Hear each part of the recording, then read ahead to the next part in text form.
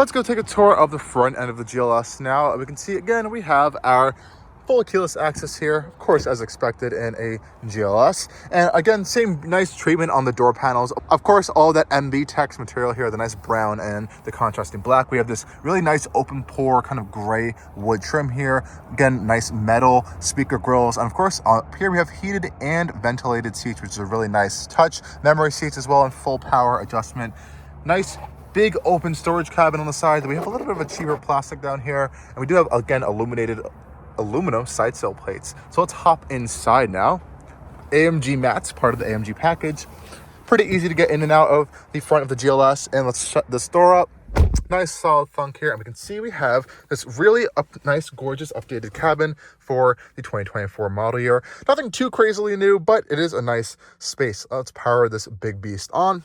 Stop start button here. And it comes to life for us pretty easily as well. So what's it like being in the GLS with this 2024 model? Now, the gauges in the infotainment system aren't the most advanced MBUX systems, MBUX, Mercedes-Benz user experience systems you can get in a Mercedes. That you're going to have to go to something like a EQS at the Hyperscreen or the new E-Class with the Super Screen. This is the latest, more advanced operating systems, but this thing is still pretty impressive and very nice. You can see here we have the AMG steering wheel as part of the AMG package. I honestly really love this steering wheel. It's a really cool shape. It's a very thick rim. You can see we have this perforated leather wrapped around here, as well as this flat bottom design, these aluminum strakes right here, and this really prominent Mercedes-Benz airbag cover here. Now, we also have paddle shifters on the back to control our 9-speed 9G-tronic automatic gearbox. Now, and then we also have all of these touch controls here, which they do work on occasion most of the time, but I'm just not the biggest fan of touch buttons on steering wheels. They're a little bit finicky to use sometimes, and I'll demonstrate that just in a little bit. Left hand side, we have our wiper stalk and turn indicator, and we have our gear selector on this right hand side in a cheaper-ish feeling plastic, but generally they're very convenient and easy to use. Now this one, again, like I said, has the MB Tex interior, no leather, so we have these nice brown leather seats. They're generally very comfortable. They don't have a massage function, but they do have kind of like this seat kinetics thing where it'll move the seats around for you, so you don't get super tired, but a massage is available on the higher end GLS products. Like I said, they are heated and ventilated, which is nice, and you can turn both on at the same time, which is a German thing, I think. And you can also control the the passenger side seat with this little button here, so I can kind of move this seat forward and back using the driver's side controls, which is pretty fun. Otherwise, not too many seat controls actually in this one, since it is not a super highly spec'd GLS. On our left hand side, we do have our light controls for automatic. Pretty simple and easy to use, and everything is very nice and high quality feeling generally in this interior. Center console, we have a nice, really cool design here with these big handles, very solid feeling. We can see the ambient lighting is integrated into them as well. Nice kind of a center trim, and the MB Tex carries throughout the entire side center console. Decent amount of storage. Over here we do have a USB-C port as well, and the Mercedes did provide me with a cleaning cloth for all of the screens in here if I did need it, which is really nice of them. Closing that up, nice quality. We also have our controller in the center console here for our air suspension, as well as a little armrest here wrapped in the MB Tex material for our touchpad here. I'm not the super biggest fan of this touchpad. I'd honestly just use the touchscreen or the steering wheel controls to kind of control the main infotainment system. This one can be a little bit finicky to use sometimes. I wish there was more of like a haptic feedback on here instead of just a ticking sound. But you do have some physical buttons here. We have our drive mode selector, parking sensors and parking camera controls, some more vehicle controls here, which is nice. Favorite button, navigation, radio and telephone, and volume control as well. You can see that nice open pore wood trim. Really nice lever to open this center console piece here. Where we see we have these two massive ambient lit cup holders, which have a little bit of an additional holder there. We also have a wireless charging mat, which does work pretty well. It looks like it's kind of ventilated a little bit as well, or has some holes here for some air to kind of flow through there so it doesn't overheat. Two USB-C ports in here as well as a traditional 12-volt socket, which is nice. Closing that up, it makes a nice sound. I love how Mercedes is separating the climate controls in here, unlike their higher tech, newer vehicles. I like to have nice physical climate controls, and they sound really cool too, and interact with the ambient lighting here. Once I make the vehicle cold or hot, you can see it's changing colors, making it cold, making it hot. That's a really cool touch here. You do have an additional climate control menu in the infotainment system, but the auto function is so good. I honestly don't even need to really climb into there to change much around. Hazard lights right here, and they all have a really nice sound to them. Really nice. And we can see our AC rest button, which you can turn on when the vehicle is off to kind of keep the cabin on the same temperature for around 30-ish minutes, which is nice. And of course, a manual sync button, which is fantastic. Big air vents here in the center console space, but we also have an air vent integrated into the dash up here for the driver, as well as on the passenger side, more traditional style air vent there. This one does not have a heads-up display, though it does have kind of a speaker-ish system within the dash for the Burmester audio system. I think this is around like a 13-speaker Burmester audio system. You can upgrade to a 3D system, which is a lot more advanced. This one's okay, but I will do a full audio test later on to kind of show you guys that. Now, this gauge cluster here, you can see we're in the sport gauge right now. You can change these with this left-hand side controller here. So this is how you control everything up here. This one is for your infotainment system. So if I want to change these gauges, I literally just press home. I can cycle through understated. And you can see they don't always respond too well. Classic, navigation, assistance, off-road, and a service gauge. So I do like the off-road one. It's pretty funky. I think it's exclusive to more of the SUVs and Mercedes. Really cool gauges on there. We also have our assistance page, which is where we can use our Distronic system. Really nice displays on there. I think it shows our brake lights even on as well. Nice little touch there. Navigation, which is really nice. We do have AR navigation, which displays in there, but not up here. We also have our classic gauge, which is pretty nice. You can kind of change the center bit to be a whole bunch of different displays, which is cool.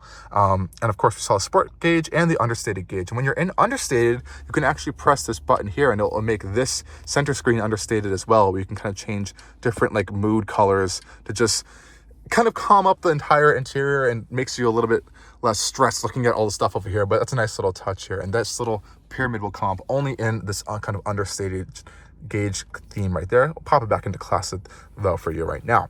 Now, if I want to control this center main infotainment screen, you can see these screens are actually separated here. There is a different screens here. So there's nothing actually happening in the centerpiece here.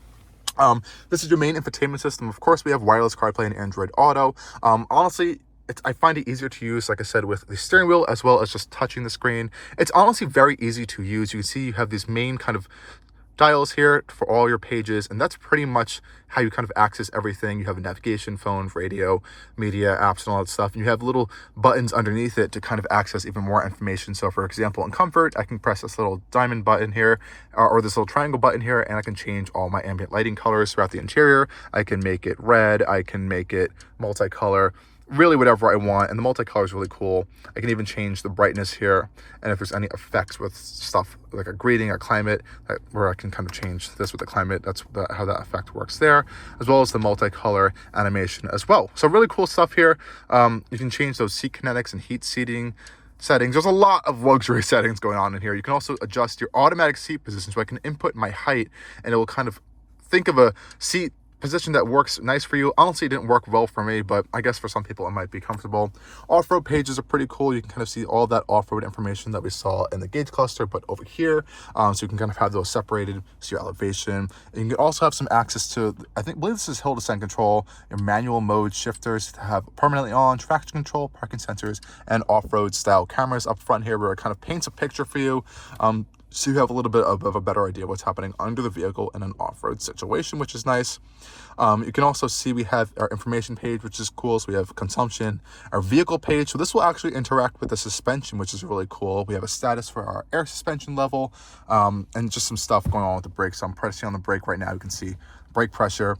We also have some engine stats right here. So I see when I rev it, it does a little bit of that cool little animation stuff there. So there's some cool stuff baked into this infotainment system. And of course, there's a whole bunch of stuff baked in the settings, even App Store, Mercedes Me. And I also have the assistant in this vehicle, so I could say, hey, Mercedes, I'm cold. I'm increasing the temperature to 83 degrees. And see, it does work sometimes with things. So it's now raising the temperature for me because I said it was cold. And it can do a variety of other things into the infotainment system, like, hey, Mercedes, change the ambient light color to green. Didn't work that time. Let's try again. Online voice recognition is deactivated. Would you like to change Ooh. the setting? Hey, Mercedes, change the ambient light color to green. Let's try this again. Hey, Mercedes, change the ambient light color to green.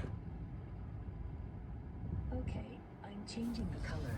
Oh, I did it. Okay, cool. So it works sometimes. Sometimes it's a little finicky. Other times you can just use like Siri or through Apple CarPlay when you have that connected as well. So your navigation here is pretty nice for in-vehicle navigation. If you do use it, it will kind of send stuff to Mercedes' kind of cloud system to kind of interact with that. And this vehicle also does have vehicle-to-vehicle kind of communications.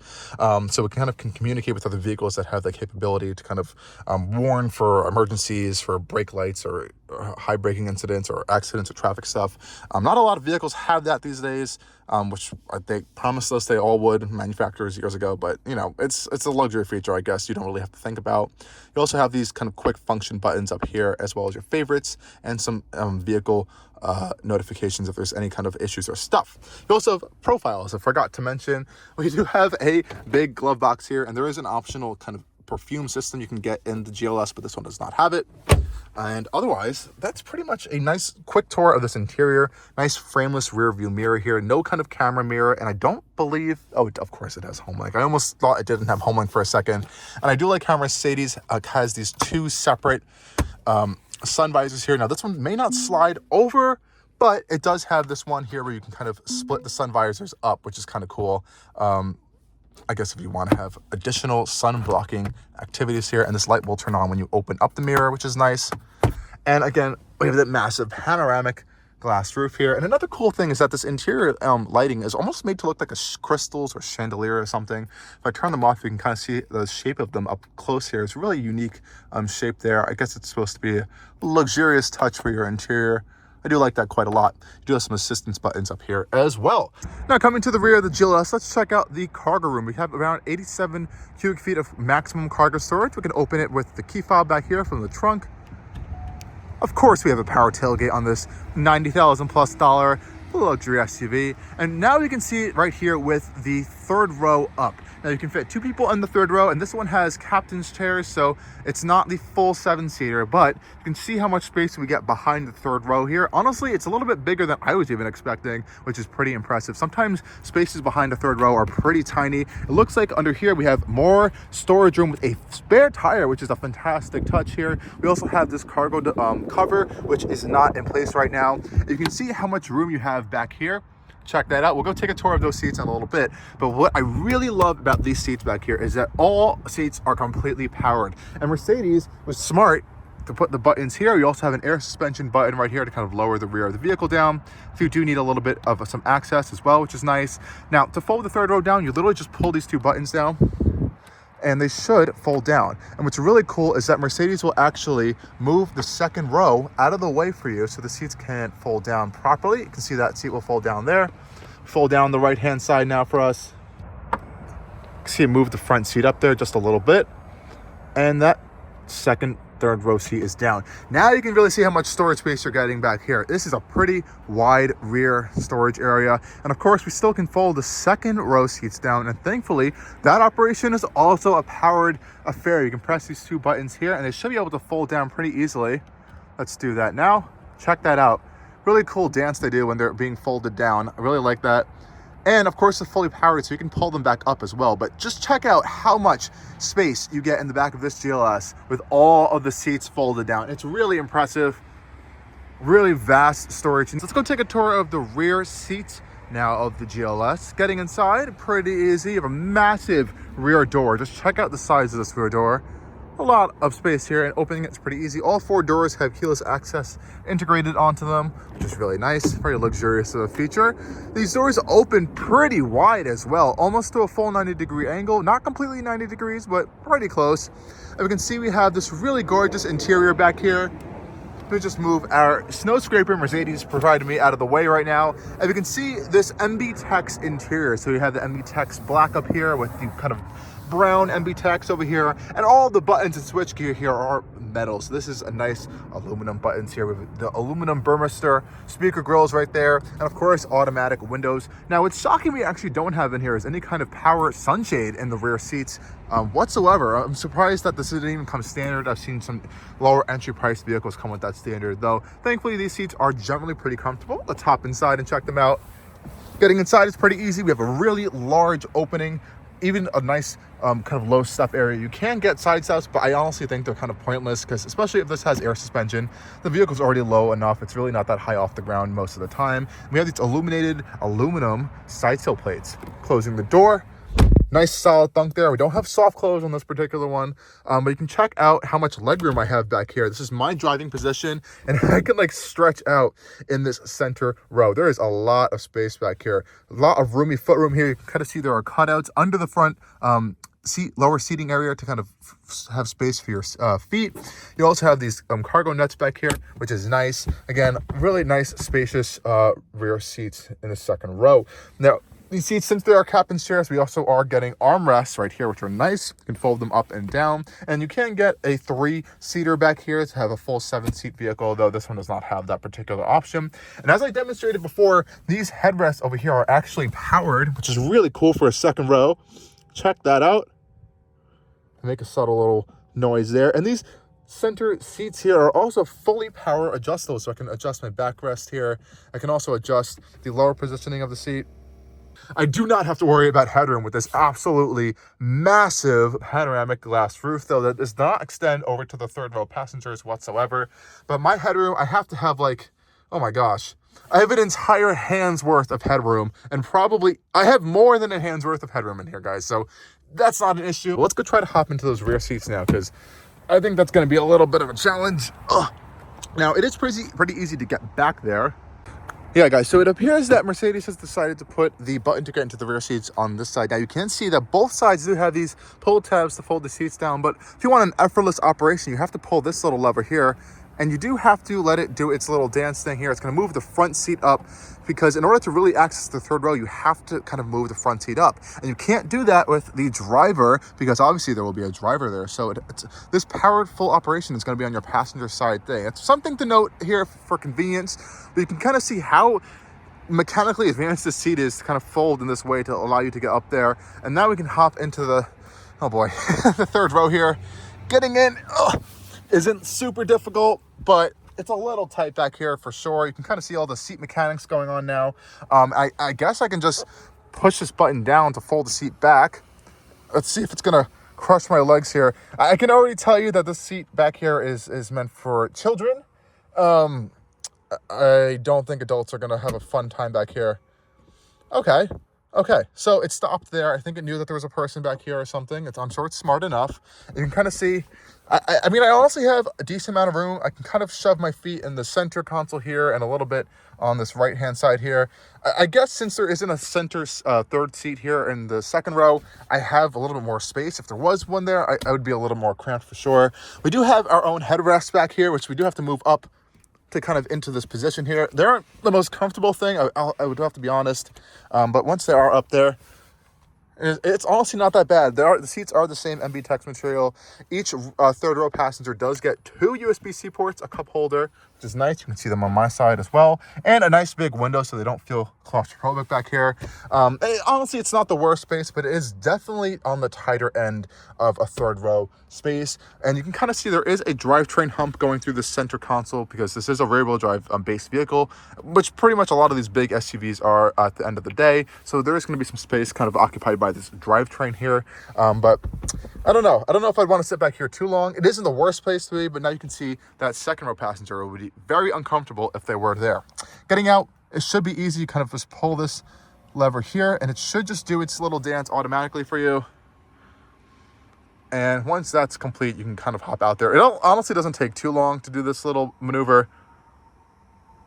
Okay, maybe it does take a little long. And then we could hop outside of the GLS.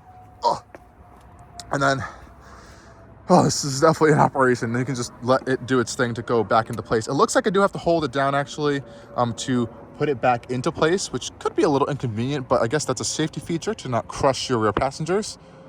Let it lock into place here. The headrest is gonna go back up and you're set.